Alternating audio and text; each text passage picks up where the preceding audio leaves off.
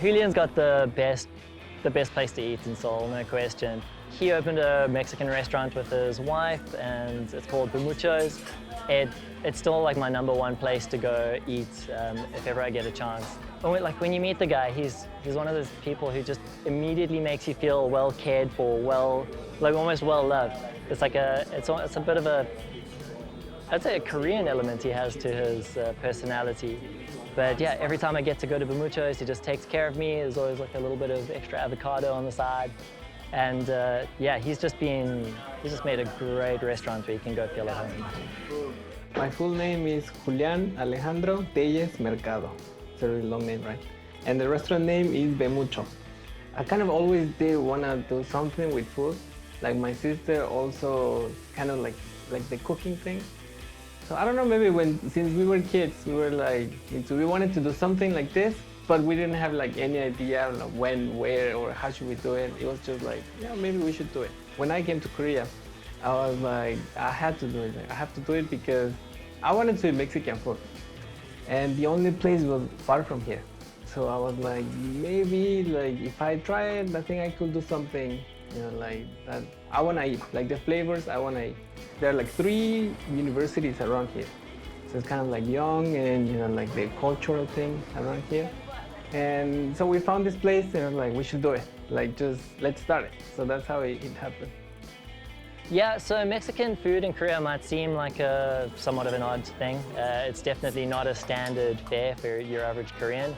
But Seoul's becoming, I think, more and more well known as a location for eating out and eating well.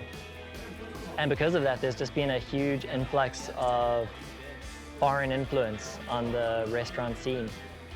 Like 2 years ago, I went back to Mexico, and I was like, Mom, I need that plate. And do you have more? And she's like, no, don't take it. Like, I'm taking it. So and then later she bought more for me. And yeah, most of the deco, like right now I don't have a lot because I did a little remodelation right here. But yeah, I do have like most of it from home, or I just bought it in Mexico. And just like some things, like people like whenever a Mexican says it, it's like, oh, I remember that. Like that makes you feel like at home. There are tons of culinary options out here in Seoul, but I mean, among all of them, I think Julian's, it stands like a cut above. I love a story where an individual packs up all this stuff and moves to a new country and brings his heritage with him. This is the best Mexican food I've ever had in my life, and I'm in Korea.